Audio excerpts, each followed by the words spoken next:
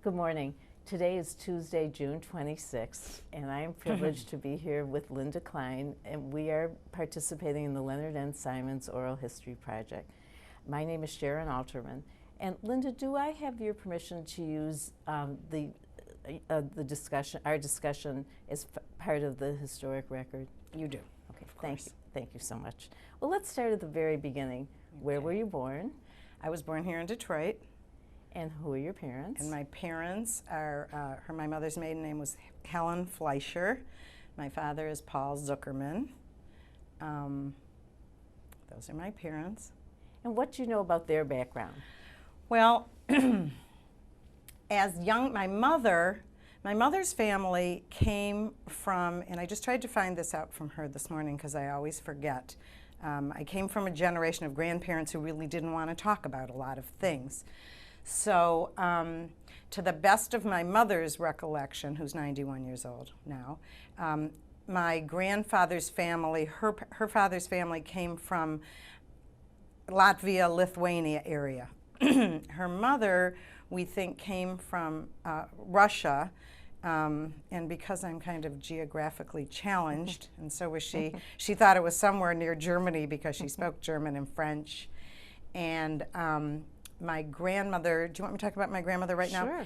My grandmother, I feel for my whole life, would have been maybe the most important influence, one of the most important influences in my life. She died when I was 7. By the time she died, I already knew how to knit and bake and decorate beautiful cakes, and she loved me. I was the oldest of all her grandchildren, by far. And when she died, as even a little 7-year-old, I just grieved terribly, and I do feel that was a great loss. She was kept an Orthodox home, I understand, although I was way too young to remember her. My grandfather, Sam Fleischer, lived to the wise old age, I'm sure, of in his late 80s or 90s, but they were wonderful grandparents. They lived on the east side. They lived in Grosse Pointe, or on the east side. I don't know about Grosse Pointe, but on the east side, my grandfather had come to Bay City, Michigan, and my grandmother, that's where they started, and my grandmother's name was Oppenheim. They had a store, like a country store there, and then came to Detroit, and he had a quite successful menswear store, but they lived on the east side, and he lost just about everything during the Depression. So my mother and her sisters, there were 6 of them, 5 girls and a boy, lived on the east side. And so it was kind of hard for them to have their Jewish identity, but my grandmother and grandfather tried very hard to make sure that they did, and they went, I'm sure, with Jewish kids. My dad's family, my grandmother on my father's side was born in Turkey, as was my father. They were not Sephardic Jews. They were Ashkenazi Jews. How she got to Turkey, I'm not sure. But my grandfather, who traveled around, who was born in Romania and traveled around a great deal, met my grandmother in Turkey. His oldest 2 brothers were born in Egypt. My father was born in Turkey, and then the family came here, and the youngest, one, was born in the United States. So, you know, when you ask me later, I can tell you a little bit about their Jewish. Oh, well, let's okay. talk about that now. So my grandmother, my maternal grandmother, apparently was Orthodox. But after she died, I think that the family really wasn't there, and so I was never aware of that until recently. My father's family were very, I don't know what the word would have been in those days, like Reform. I don't remember what it's called, the one Secular? at the Jewish Center. That the group Humanist? Yeah, there was a group at the Jewish Center in Detroit. They still have it. I can't remember. JPI. Yeah. And my grandmother was like that. So there was very little observant Jews. Of course, we always had a Seder. We celebrated Hanukkah. But she was very active. My bubby was very active in organizations. She was an organization woman. My grandfather was just a kind of a gentle soul, but I'm sure that's where my father got his organizational passions. Do you remember? And maybe where my mother didn't. I'm not sure. From her mother-in-law. I'm not sure. I'm not sure. What were some of the organizations that your grandmother was involved in? You know, I'm really not sure. I don't know. I think maybe Hadassah, but the women's organizations, and she was the type that was probably the head of it. They didn't have a lot of money, that much I know. None of them did after my grandfather lost his money during the Depression. So when we get to my parents, they started out with literally nothing, less than nothing probably. But we had a very warm, loving family on both sides. On my father's side, I have cousins who are more my age, a little older, and we're all like sisters to this day. On my mother's side, the cousins were way younger than I am. My brother's 6 years younger than me, and all my other little cousins are younger than that. So for whatever reason, they probably thought I was beyond reach, and we were never all that close. And now we're becoming close again.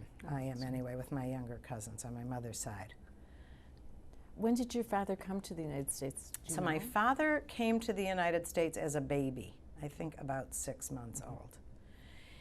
And he was the second child of 4 boys, and we always joked about him. He wasn't the oldest, he wasn't the youngest, and he wasn't ill like his second oldest brother. And he got kind of the short end of the stick, I think, and I think that's where a lot of his drive came from.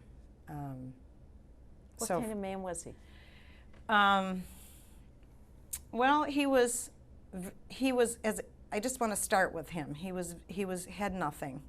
For some reason, he had a tremendous amount of drive, a tremendous ability. I think he was a born businessman, probably a business genius. He was a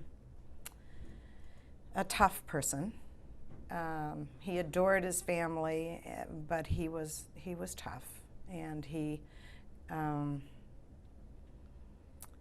pulled himself up by his bootstraps, and that's something that he was very proud of. His great passion in life was Israel, and where it came from, I'm not sure, but I remember as a little girl, and we lived in a little teeny tiny house on a street called Eileen that he had built when he first went into the peanut butter business and was practically working out of his garage.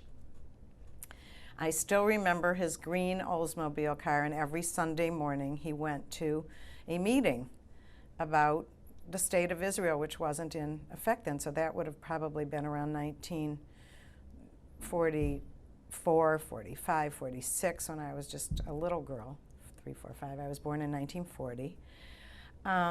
So as long as I remember him, I remember his passion for Israel. Besides being tough, however, he was a great guy. He had a great personality. He was a lot of fun. He was so charming. He was very charismatic.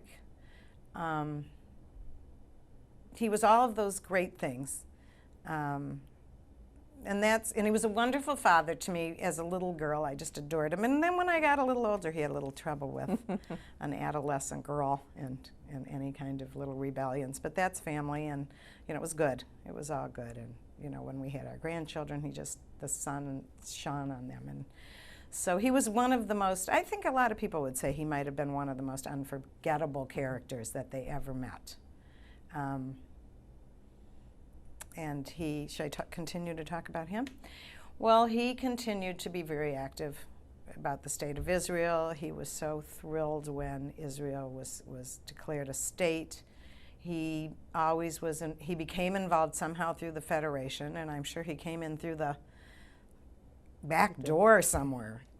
But his abilities took him, and then he was he was becoming successful, and he was coming up in the world, but Israel was still his passion, and somehow by the time I was old enough to even pay any attention, he was already very active at the Federation. I remember when he won the Butzel Award, I was in college. In fact, I brought Tom, my husband. We were just engaged, so I don't remember what year that was. Well, it would have been 1960 probably.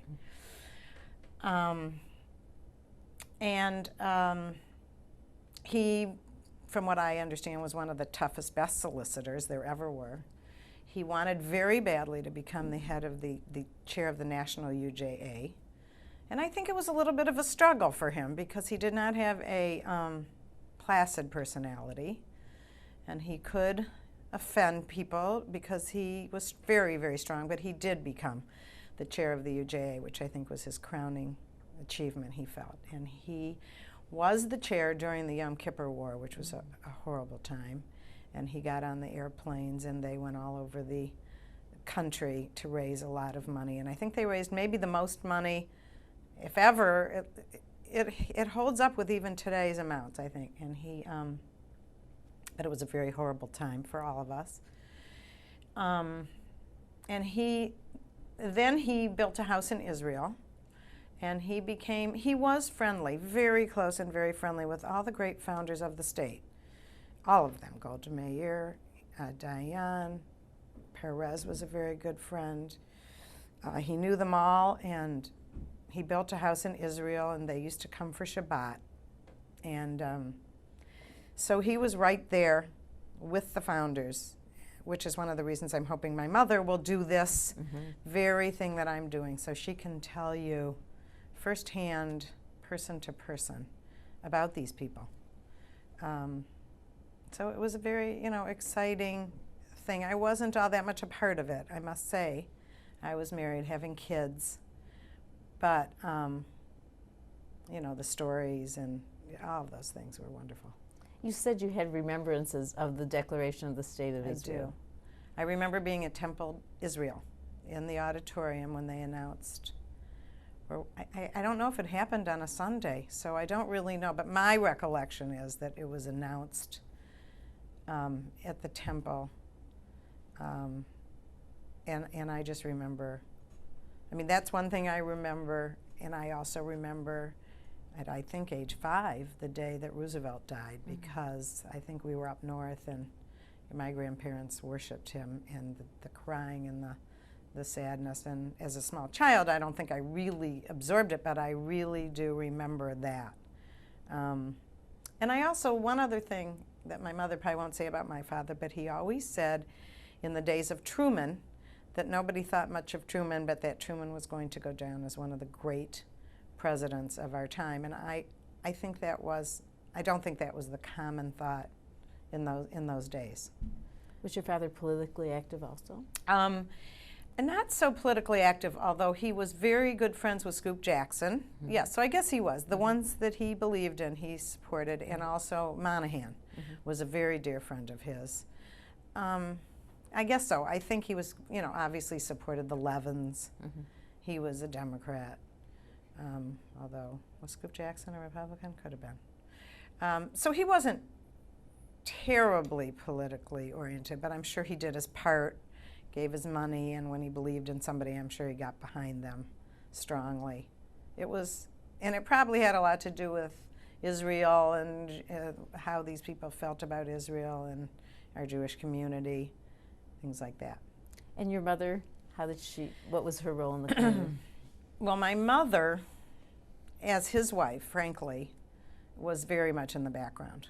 To my brother and myself, we knew our mother was very strong. But in those days, she didn't get involved in the community, really at all. I think it was just hard. I think he was a full-time job. After he died, she came out and she was never, I would call, an organization woman. She was very courageous about her money.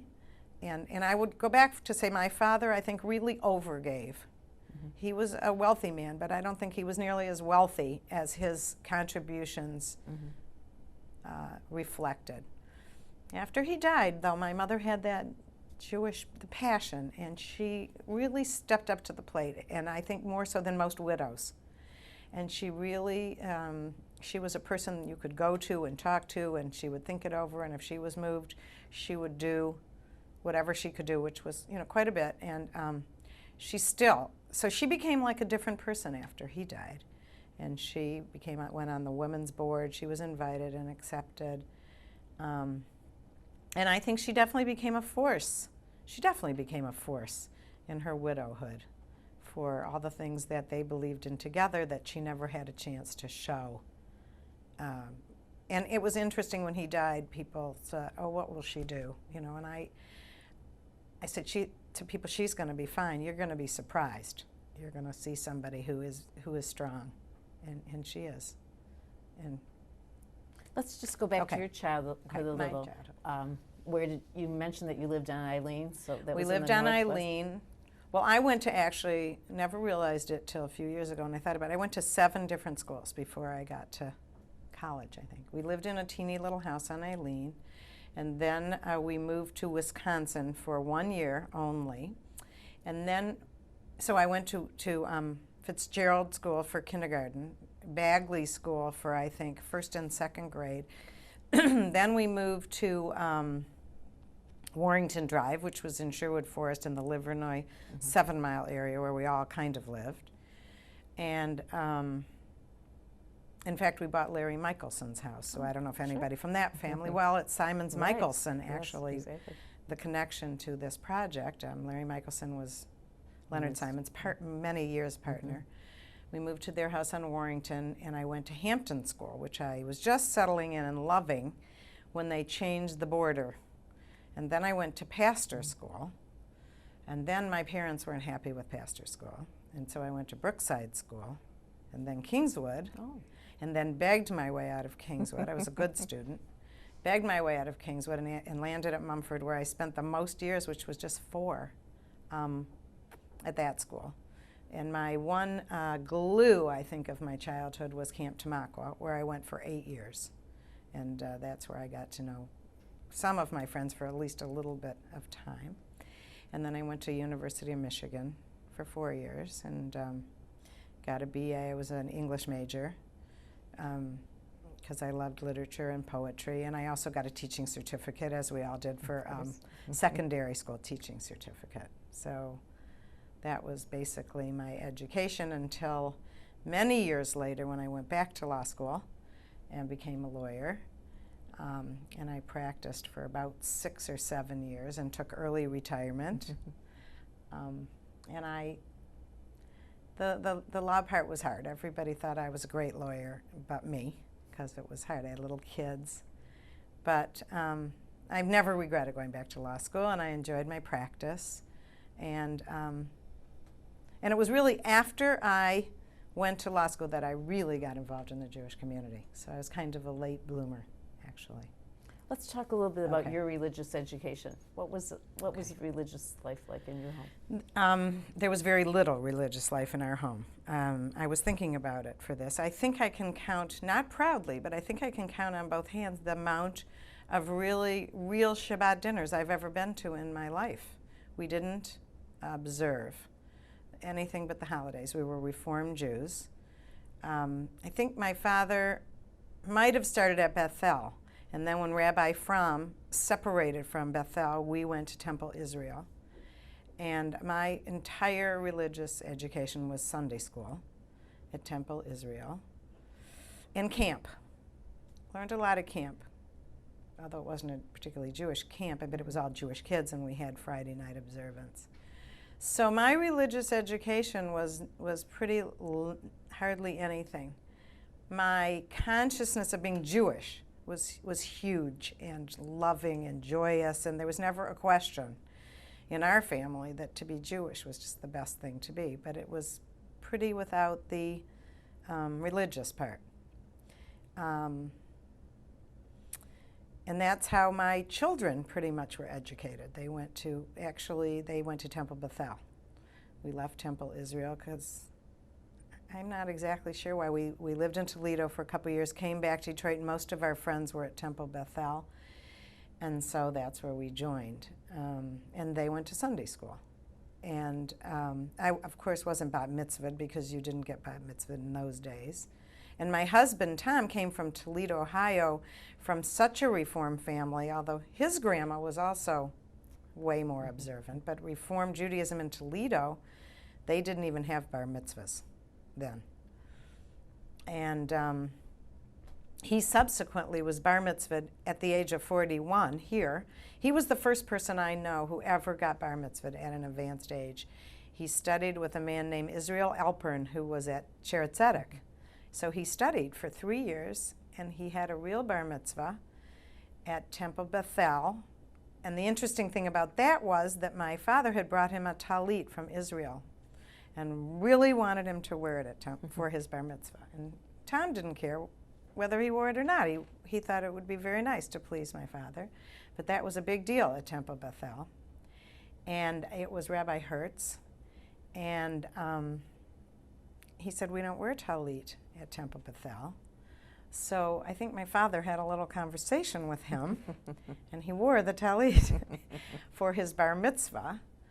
And during the party, and I had a party for him, because every boy who's bar mitzvah should have a party for his friends, and I had a beautiful party at Franklin Hills, all decorated, like very sophisticated, but with balloons and checkered tablecloths, and like for a kid, like for a grown-up kid. And I remember overhearing at the party Rabbi Groner talking to some friend of his saying, can you believe that Tom Klein wore a talit at the ceremony? Rabbi Franklin would be turning over. And I thought, well, there's competition here. So, and nowadays, of course, at all the Reform temples, you do whatever you want. You wear a talit, you wear a yarmulke, you walk around. So it was kind of a little human interest story. But he did get bar mitzvahed, and he studied very hard, and it was meaningful for our kids, I'm sure, who were there and came to the service. So that was the parents of our children. Tom and I, our religious education was extremely Reform. But his family in Toledo was also very involved in the community. And so there was never a question of doubt how much we loved our Judaism. We just were never given the basics of the story, of the feeling. When did you start going to Israel? Tom and I went to Israel with the it's like the Young Leadership Cabinet in 1968. And of course we were greeted warmly because of my parents, my dad, and we loved it, and we made some lifelong friends there, and it was right after the 67, and there was such a feeling of, oh my goodness, it was amazing. They still were pinching themselves in Israel, and to go to the wall and to even believe that they hadn't had access to the wall, because our first time, and it was a really wonderful time. A wonderful time to come to Israel.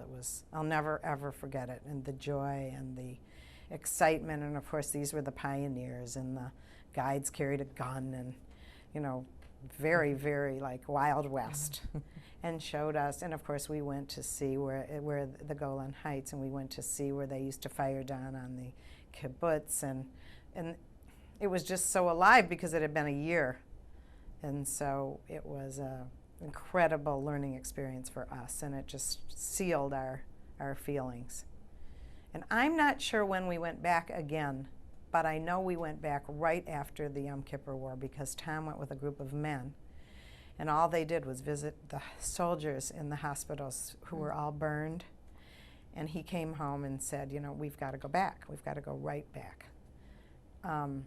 He said, we just have to. So we went back maybe a few months later, and that's all we did, and it was, I cry when I think about it. It was a very sad time. We took our Polaroid cameras, but there were so many young boys in the hospital, and it was just a very, very, very sad time as opposed to the first time. And they've gotten out by the skin of their teeth, Israel. And, so then we've gone through the years. We've seen all the good and the bad, and I remember when I was campaign chair, and one time I gave a speech in front of the Fisher meeting, which is a meeting I never go to otherwise because I don't give that much money, but when I was campaign chair I did, and I tried to say to them that the campaigns really do tell the story of Israel, because each year, as the needs were apparent, as you were talking about whatever was happening in Israel, the reason we were raising money was the story of Israel. So whether it was helping them get over, I wasn't involved then, but the Yom Kippur War, whether it was the Russians coming, whether it was the Ethiopians coming, whatever was happening was the reason for our drive, our campaign. And so, we really are very much a part of the history of Israel, and it was all true. So if you go to Israel and you see them living there now, you can think back, oh, I remember when they were living in trailers and when they were in the Alpines and when they were just coming and we were worrying about how in the world were we going to absorb these Russian Jews who were going to take over the country. And so our work that we do here at Federation is truly the history of Israel and, of course, of our own community. So it's very related, and it is the truth, because all the things that we raised the money for happened and are now part of the fabric of the country. So it's great to do this work, I think. When and where did you become a leader? I was part of the young leadership. I was part of young, what's it called? What used to be called Junior Division. Mm-hmm. And my husband actually got more active than I did. And so we were involved in Junior Division because naturally we were an obvious choice because of our families. And then I just kind of I would be invited to do things. I don't think I was a particularly good worker. I had my kids. I was trying to grow up. I think I told you, Sharon, I mean, I'll say it. I was invited to be on the women's board and accepted. And at that, just around that point, and then when my youngest was born, who's now 33, he was born in 71, I sort of said to the community, you know what, I'm taking a few years off. Not that I was such a leader, but I just said, this is my last one, and I'm going to do other things, and I really wasn't around that much. And then I was asked to be on the women's board right around the time I decided to go to law school, and I just wasn't around enough. And so they said to me, you know, are you going to be able to participate? And I said, not really. So I went off the women's board, and I went to law school in about 75, 76. But while I was in law school, they were forming the professional women's division and asked me to become a part of that, and I did. And then I became the president or chair of that. I don't think they really had too many people, but I did it. And then I learned that I could do it.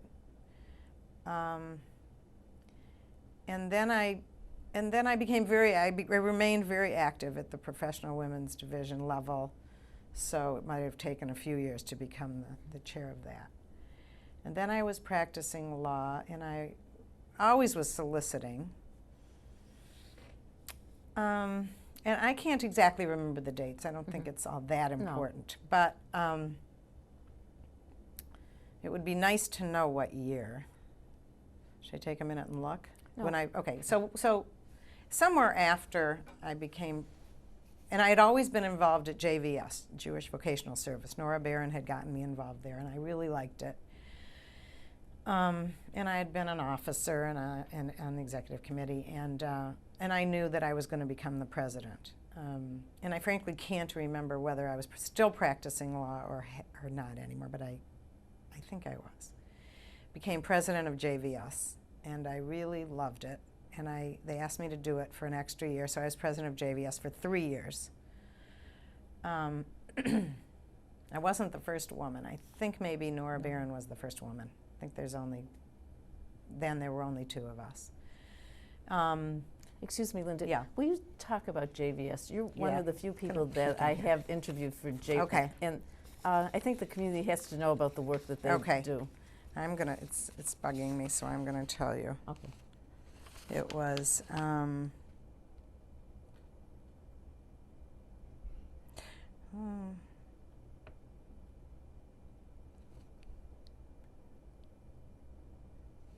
it must have been 1990 to 1993. Mm-hmm. That just puts me, it's a lot of years, right. So I was just probably working up till then, 1990. Well, Jewish Vocational Service is an agency that does, first of all, it's a wonderfully run agency. It sometimes gets a little bad rap in the community because it's not an easy agency to understand.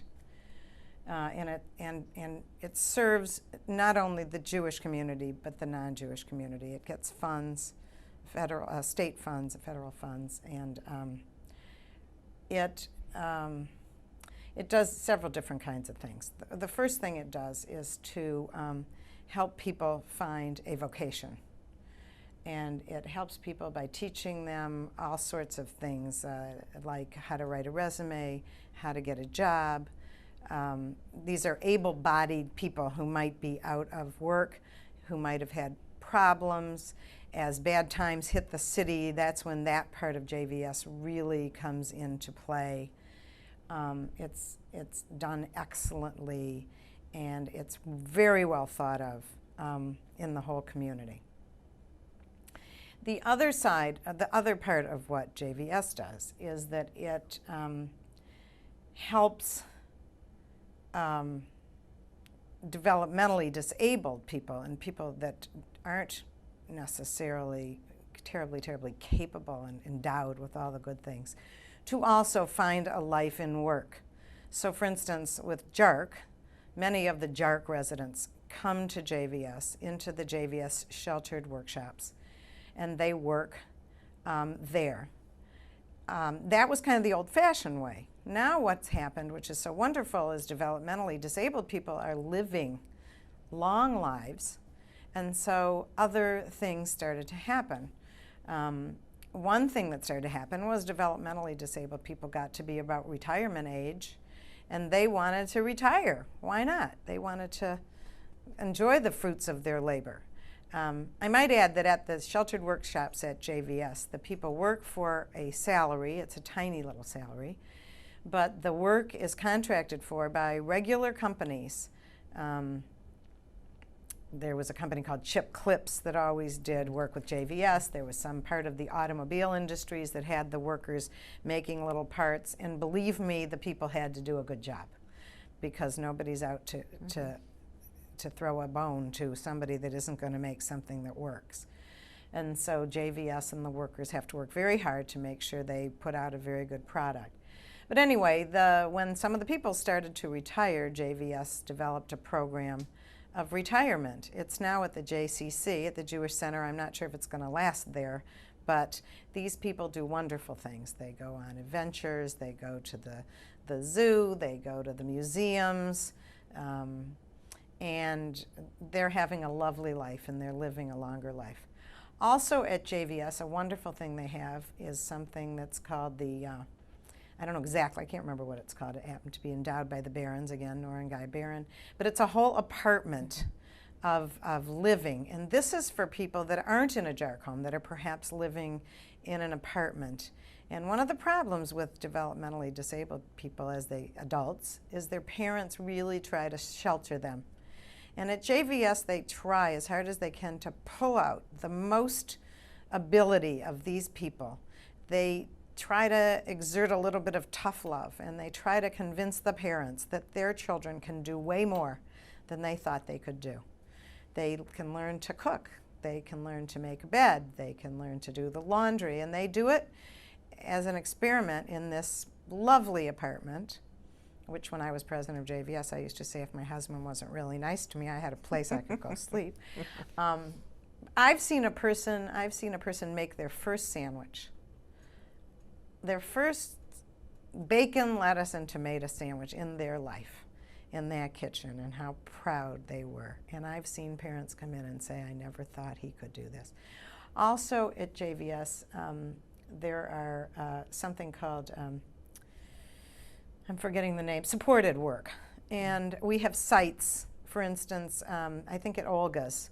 Some of the JVS people used to go to work at Olga's, and they will have a counselor from JVS that goes with them, gets them started on the job, maybe stays there with them for a month, maybe stays there with them forever, but not usually. Stays with them for a month, however long it takes to get them to be able to do the job, and then can leave them, and then can come back if the employer calls to say so-and-so's having a problem. But it's an amazing thing. There's so many things that JVS does. I'm sure I've probably forgotten half of them. They have a downtown office, downtown building, where they work with people in the city of Detroit.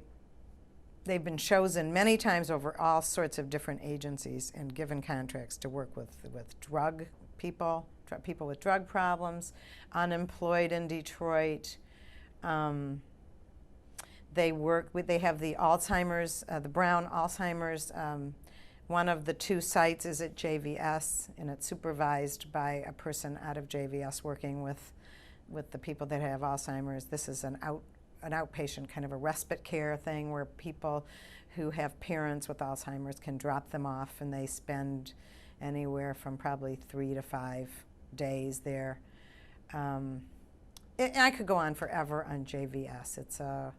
It's a wonderful intellectual agency. It's a big business. It's a huge operation. Barbara Nuremberg and Al Asher before her are among, in my opinion, the finest executives I've ever worked with at Federation or anywhere. I'm a big fan. I'm a big advocate of JVS. Okay. I'm still very active. I still serve on the executive committee. I'm very proud of JVS. As we all are. As we all are. It's a star in our constellation. I think so. And it's also, by the way, the place that everybody brings people, because it can show it. Right. Not maybe because it's better than any of the other agencies, but there's so much to show. There's so much to see. And when you walk through and see these clients happy and working and learning and exercise, although they had to cut out, I must say, because of problems with money, they had to cut out a lot of the exercise programs, fitness programs, but there's a nurse on site, and the people are advised as to health needs, and it's a great place. You've also been involved in the general community. I see. Yes. Children's Hospital, Music Hall.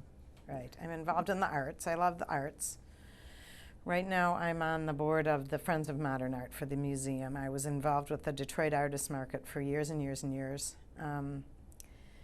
And the Music Hall Center for the Performing Arts, I'm still on their board. My Jewish involvement is my major involvement, but I always try to do something in the non-Jewish community. I'm a big believer that we must not narrow ourselves down too much. I think we miss too much, and I think we lose perspective on who we are, and I sometimes think we really do ourselves damage when we're too provincial and we only see our own way and we express that, and we lose our sensitivity to how we sound. And I think we're such a small minority that I think it's very important to be there and understand where others are coming from and try to have them understand where we're coming from. And if I would have to cite one failure that I see in our organized Jewish community, sometimes I feel it's that, looking inward too much. You've worked a lot with the women of our community, and I know that you were president of the Women's Division. I wanted you to talk about that and the role of the woman volunteer, but I also wanted to ask you about why you went to law school. Okay, I think honestly I was just having kind of a little hard time. I always cared about the intellectual side of myself. That's probably the most important side of myself, I think. And when I first got married, well, when I was engaged, it was either to get married or I was on my way to Columbia to get a master's degree. So I never felt limited as a woman. And I think that might have been my father, too. He always told me he was saving for my college education from the time I was a baby, a little girl. The first thing he did was buy or put away money, and that was always, there was no question. And I never felt particularly limited. I'm pretty naive that way. Like, I never felt particularly limited as a Jew. I never felt particularly limited as a woman. And I got married. I ended up in Toledo, Ohio. I still remember the day I was left at home and my husband went off to work and I didn't know anybody, and I think I cried the whole day. And I found a job in Toledo, actually, and a woman hired me with no training to be kind of a social worker for the Lucas County Child Welfare Board. And I did all kinds of pretty sophisticated work within what she could allow me to do. I was in charge, or I worked with dependent and neglected kids. And I would go out on home visits, kids who had been removed from their home and put in the Lucas County Child Welfare home. And my job was to go out and interview the kids, interview the family, and make recommendations. I even went to court on that. That's probably where I started to think about being a lawyer. And I went into some pretty horrible, scary homes when I think back on it now. And I would have to make these recommendations. In fact, I think one of my proudest moments was when I was visiting a family, a lesbian family. And in those days, that was in the 60s, early 60s. Very unusual. Very unusual. And I visited a little boy who was in the home. And I went to visit the mothers. And they were living in a little apartment, which was very clean. And all they had dividing themselves from this little boy was a curtain. And I interviewed them and how much they loved him and what nice people they were. And I went to court and recommended that he be returned to the home. And he was returned to the home. And I just always felt really good about that. And so maybe I never thought about that till just now, but one of the things that maybe made me think. And then I got to a point in my life where I was just not real fulfilled, not real satisfied, but I had little children. And I think in looking back over it, in the whole scheme of things, I might have been better off to have gone to psychology or social work school, but law school sounded much more challenging and elevated. And so with my husband's approval, and he sure pitched in a lot, I went to law school after my kids were all in school all day long. And my son will tell you to this day he's still mad at me about that. I didn't know it, but he was. And it was a lot of work, and my husband really pulled the well. And it was hard. There were times I wanted to quit at first, and then I got through the first year, and after the first year, it was fine, and I was always a good student, and I worked actually for Madden Hauser, who are very active here at Mark Hauser was both of them, Mark Hauser and Mickey Madden, who really wasn't there so much when I was there, were presidents of the foundation. So anyway, I became a lawyer and I worked and I enjoyed it, but it was hard. It was hard being a lawyer and a mom. And I did it for as many years as I enjoyed it, and frankly, after I really wasn't enjoying it very much, I just stopped practicing. Took early retirement, but I never regretted it, and it's been very good about the way I think and the things I know, and I think most people thought I was a very fine lawyer, but you really have to put in the time at the beginning, and it was hard because I always worked part-time. But I think it was a definite positive. I don't regret it. As I said before, if I had to do it over again, I probably might have become a social worker or a psychologist because maybe I'd be still doing it. But doing nothing much right now and loving every second of it, I don't have too many regrets, yeah. But it was a fulfillment thing. It was a need. It was that need to do something more with my brain, I think. And then about 1995, I think, was when you became the president of the women's division. Well, first I became campaign chair, and I was still, I don't know if I was still working. No, I wasn't. I think I finished law school in 79, 80. So they asked me to become campaign chair. That was the beginning. I was already president of JVS in my last year, and I said yes and did both together. First year, the associate chair for a year, and I think I was doing both, either the year I was associate chair or the first year of being a chair of the women's campaign. That was definitely the beginning.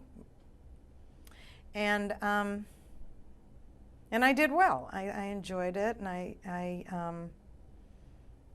I felt very fulfilled, and I felt like I was in the right place. I love working with the women. I think the women are overlooked and underrated because, especially in those days, I think we were such a laboratory. We were such a little incubator for so many ideas that came up and eventually found its way into the general campaign. And, let's face it, women aren't working, so this becomes their work for many of them. So they have more time, and obviously many are equally every bit as capable as the men. And so within their volunteer work is where all this brain power and ability and creativity happens. And so I loved working with the women. And as all women know, you know, there's no greater times than being women to women with the women, which doesn't mean men aren't the greatest too, but there's just great fun and comradeship and just wonderful things. And women are different, and they lead differently, and so I felt that we had a great contribution to make to the Federation. And you know, the campaigns were always successful, and we were always innovating different things within the campaigns. So those were, I think, 3 years you do it. 1 year as associate and 2 years as the chair. And then the last year you're busy training the next one who's coming in. And what kind of leader are you? I never thought about it till you invited me to do this. I'm definitely a consensus leader. I'm very happy delegating in a good way. If I think very hard about who I would ask to take a job. I think very hard about who I ask to be the officers, who to be on the executive committee. It's very important to me because I fully intend to have them do their job, and I want them to do their job. I don't make a decision without getting a lot of input. It doesn't mean necessarily that I don't go with my own gut. But honestly and usually, there's lots of people who have good ideas, good brains, and the right kind of answers will start to come out if you ask the people who you respect and think that have expertise in that area. So I think I'm definitely a consensus kind of leader. I don't like being alone at the top, particularly, which doesn't mean I can't make a decision. I think the executives I ever worked with really enjoyed working with me. I love to hear what they have to say. They're the ones who are the professional. That's why they're called the professional. And I don't think I'm a rubber stamp at all, but I do. It's a partnership, very equal partnership with the professional having a very important role for me. And most of the professionals in one way or another. And I also think I'm the kind of leader who can bring out the best in people, because I think I give a lot of praise. I'm very careful about criticism because I think that dampens people's spirits. Mm-hmm. If I have to, I do, but I think I can get around it in better ways by pointing out the good things and looking at the strengths and making people. I really believe, I personally, if someone gives me good, positive feedback, I feel better about myself. I can do a better job. I feel like I've got the stuff. And if someone would be picking on me and criticizing me too much and making me feel like I have to keep looking over my shoulder, which hasn't really happened to me in this area too much, I think I would wither a little bit. And mm-hmm. So I try to lead that way. It's very important to me. And I think you get so much more out of people by making them feel really good about what they're doing, so that to the extent that you can. What are some of the critical decisions that you've been involved in lately? Well, lately, I don't know, I've been involved in too many critical decisions. Or in the past? In the past. I told you, that one kind of stumped me in a way, because I don't think of what I did so much as my own critical decisions. I think of all the things that I did that made a big impact, a make or break impact, was when the Federation wanted to sell the JVS building downtown. And because I'm not very political, I was the president of JVS, and we had been through this whole thing, and they were going to sell it to the DMC, I think, and they were going to, and I did not think, it was not a very well thought out decision. They hadn't figured out what we were going to do. Oh, you'll rent an apartment somewhere, you'll rent an office. And we had looked into it, and it wasn't very feasible. And not being very political, I hadn't realized that actually it had been all set up at the board meeting, that certain people had been called. They never call me, by the way, to set me up, because I'm not very set upable. So I think they just sort of pass over me if they need to line people up. But anyway, unbeknownst to me, people had been talked to, and we came to the board meeting, and the vote was going to be whether or not to sell the JVS building. And I got up and just very passionately laid out the story, why it was a huge mistake, why they were doing this over the best opinion of JVS, and how I was really, quite angry and taken aback by it, and why it shouldn't be done. And one by one, the people on the board said, well, I had been ready to vote against this, for this, but I'm not going to. Particularly, I remember my friend Jane Sherman, who probably nobody else said that, but she said, I had promised I was going to vote against this or for this, but I'm not going to. And the JVS building was not sold, and it would have been a mistake, and the JVS building is thriving. And Bob Aronson always says to me, that was the one time. So I felt I made a big difference there. There were lots of critical. Yeah. I thought that was like a make or break. Yeah. I mean, other decisions I've been part of, that were wise community decisions. And many things at Women's Division, obviously, when I was president, or, campaign chair, things that we innovated. But I think I've been on the side of helping some very good decisions be made. Mm-hmm. And not too many bad ones. I'm a pretty deliberative person. I really like to walk myself through everything, kind of get to the end and see what the scenarios would be, A or B, mm-hmm. and try to come up with the best guess on these things. I mean, we started Choices when I was president of Women's Department. We changed it from Women's Division to Women's Department, which seems minor, but I think did have an effect on where the Women's Department stands in the whole hierarchy of the Federation. The Women's Seder started when I was the president. And during the campaign, just lots of strategic kind of decisions of how to run the campaign and how to best go after new gifts. Our unending search for new gifts. Linda, what are some of the critical issues that we face as a community today? Well, within the Federation, I think one of the critical issues is the relationship between staff and the lay leaders, because I think it's becoming more and more difficult to find the lay leaders, and then therefore the staff steps up and by necessity, particularly in the campaign, takes over more and more and more, and like everything is cyclical, mm-hmm. maybe works for a while, and then you have to go back and look again. So I think that's one of the things we have to look at. I think we have to look at our relationship. I mean, we've been looking at our relationship to how we allocate our money, how we solicit for our money, the whole question of the designated giving as opposed to the umbrella concept. Mm-hmm. The umbrella concept has always been our concept. That's what we believe in, but it's getting harder and harder to convince people that they should give one for all and understand. To me, it's so important, because you take an agency like JVS that I've been talking about that isn't a real, sometimes understandable mm-hmm. agency. You might not find people that would want to give to JVS, whereas other agencies might get all the resources.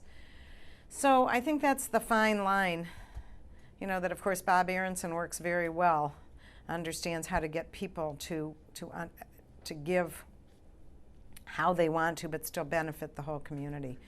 The question of the finite resources and the infinite needs, it's getting harder and harder. The problem of the Jewish community branching out into the greater community, where our largest donors are being solicited for universities and the cultural institutions. And even though I said before that I think we have to look outward, I mean, my belief, my fervent belief is that we should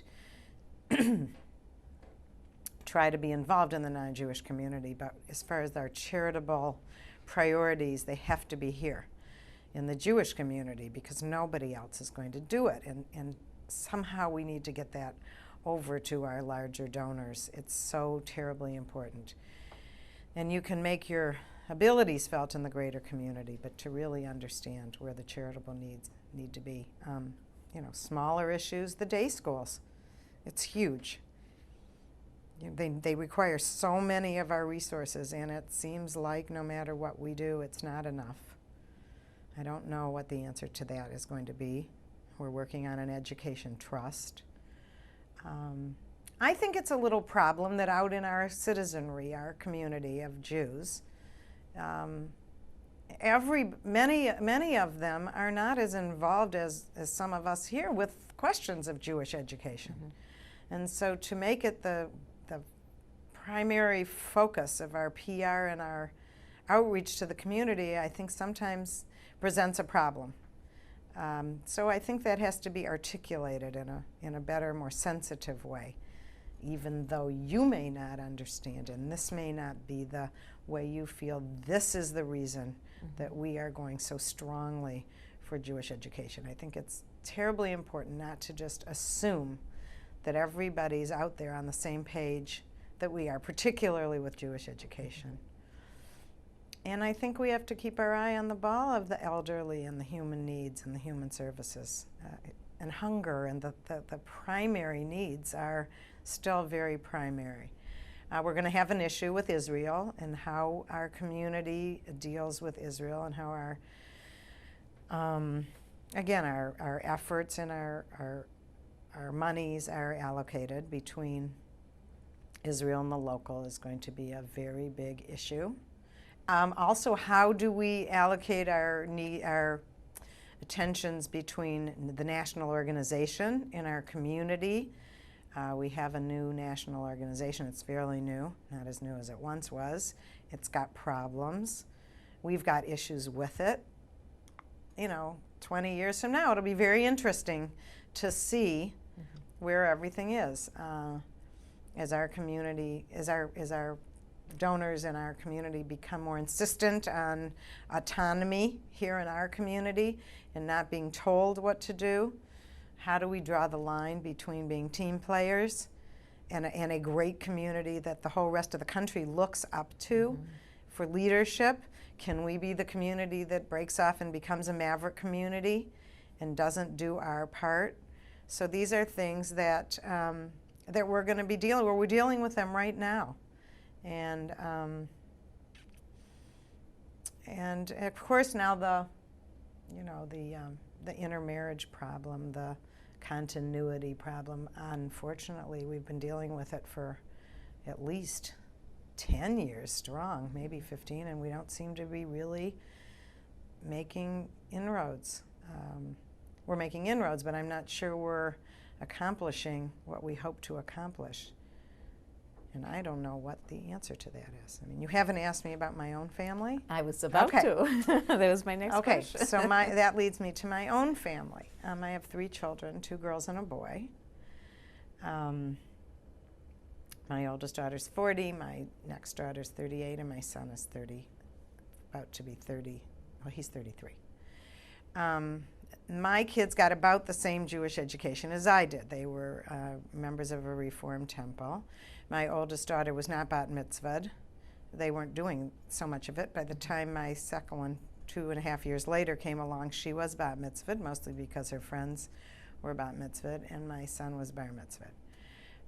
My husband and myself and my parents and my in-laws were all very involved in the Jewish community. So there was never a question. As I said before, to me to be Jewish was the greatest thing. And I was brought up my young years in a very non-Jewish neighborhood, by the way.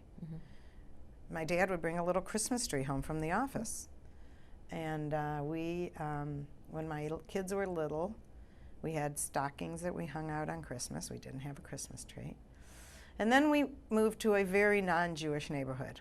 And then we looked around and said, no, we can't do this anymore. So one time when my son was about 4, he was watching old family movies. And there were his sisters coming down the stairs, and the stockings and the Santa Claus piñata was by the fireplace, and he was about 5. And he looked at the screen and he said, this cannot be us. This is Christmas. We're Jewish. This cannot be us. So obviously we changed, and that was the end of that. But they were raised with, they went to Roper School for kindergarten, and then they went to public school where they were definitely not even close to the only Jewish kids. In fact, the same son came home from kindergarten. He was at Way School. We had just taken him to Israel, and every single picture he brought home had Jewish stars and planes with Jewish stars. And I said to John, I was curious. I didn't know what it was all about. And I said to him, John, I love your pictures.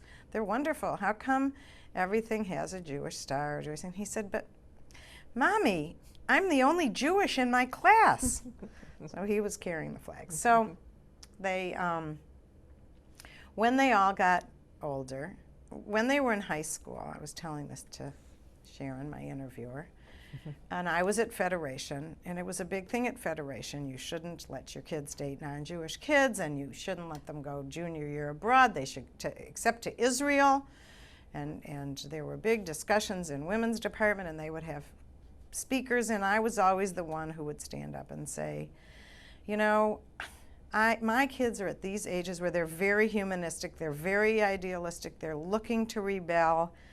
I'm not giving them anything to rebel against. I'm not going to say anything. They bring their non-Jewish friends home. I don't want them to think that we're judging on that basis. And if they date non-Jewish kids, they know how we feel about getting married, but they're in high school. I'm not going to worry about it, and I'm not going to say anything about it. And they did. Most of their friends were Jewish, but they also had, well, many, many, many non-Jewish friends and boyfriends. And my one daughter had a non-Jewish boyfriend at Duke in college, and by then was getting time to talk a little more, and we did, and she got very upset. And why did we feel that way when we weren't that observant, and what's it all about, and my spoiled Jewish friends, and that didn't impress her much. And when I didn't give her a good answer, enough for her, she said she thought, well, then she was just going to go back to school and study Judaism, and she was going to learn for herself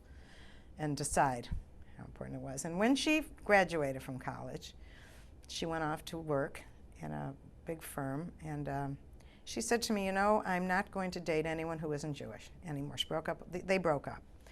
I'm not going to date anyone who isn't Jewish. I've made up my mind. I'm just not letting myself go there. And I called her and a couple times said, how's it going? You know, you meeting anybody? Nope. She said, I haven't met anybody.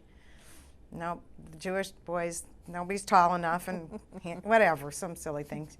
And then she started to tell me about this boy, and he was such a cutie, and she just wasn't going to date him, though he had blue eyes, and he was so cute, and she wasn't going to date him.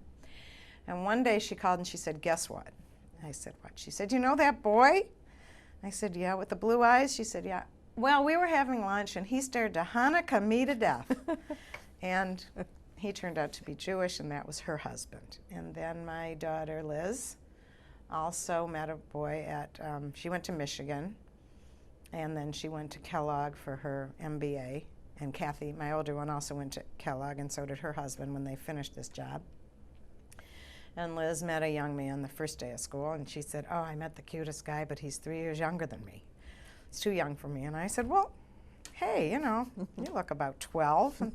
And that evolved from a friendship to a marriage, so she also married a young, nice, lovely Jewish young man. What's his name? Well, the first one is Peter Bressler. Kathy's the one. And the second one's named Stephen Brodsky. They're both from Chicago. My daughters live in Chicago, love Chicago.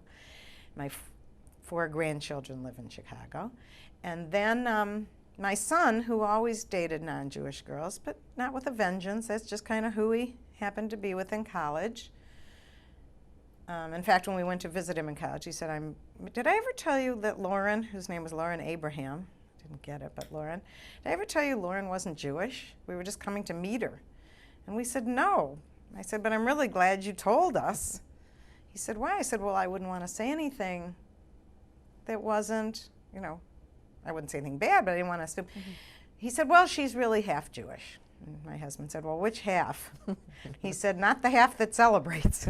But anyway, we met him, and that was a big love affair in college, and that broke up. And then I think he decided he was not going to date. And he married a lovely Jewish young woman from Detroit, Gretchen Goldberg, whose parents and grandparents we happen to know, but he never knew her. So lucky us, very lucky us. We have 3 children.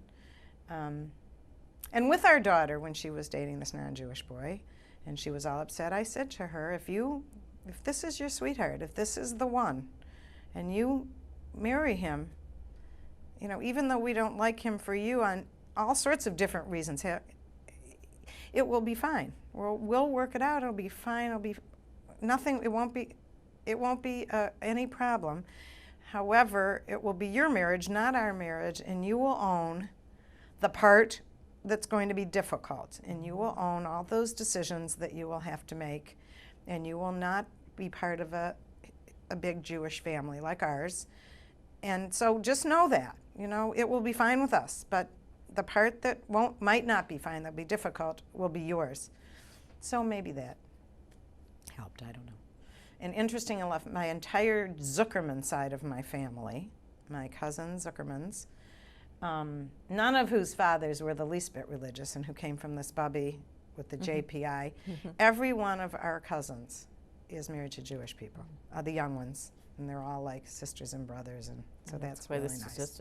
On the other side of my family, on my husband's family, you know, lots of intermarriage. So something happened, lucky or good or something. But they knew how much we loved our Judaism and how proud we were of it, and there was never a question in our mind of how. And I also said to Kathy, you know, if you marry him, it won't be our first choice. It won't be our 1,000th choice. But we'll be okay. We'll work it out. So far, so good. And when our kids got older, each one of them said to us in one form or another, we didn't get a good enough Jewish education. You didn't give us a good Jewish education. And I said to them, well, you know, I'm really sorry about that, but I'm not like that. I'm still not like that. I'm not religious at all. And so, you know, rebel. Now this is your life. Go give your kids a good Jewish education. This is your time now, not our time. And as it turned out, our 4 grandchildren go to a day school in Chicago. It's a very secular, wonderful, beautiful little day school. And they had to go to private school. Our kids still aren't all that religious, although they joined a conservative a synagogue.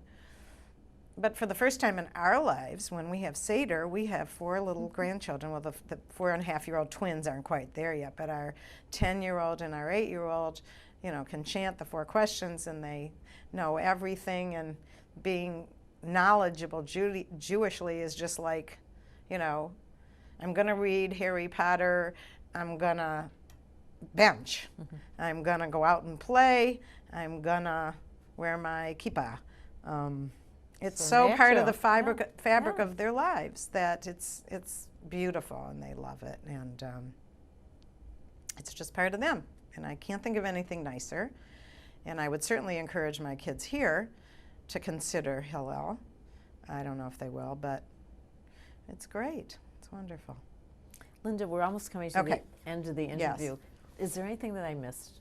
Is there anything that we didn't talk about? I don't think so. Do you think there's anything we missed? Well, I'm just going to ask you one last question. Sure. I don't think so. Do you have a message for the community or for your family?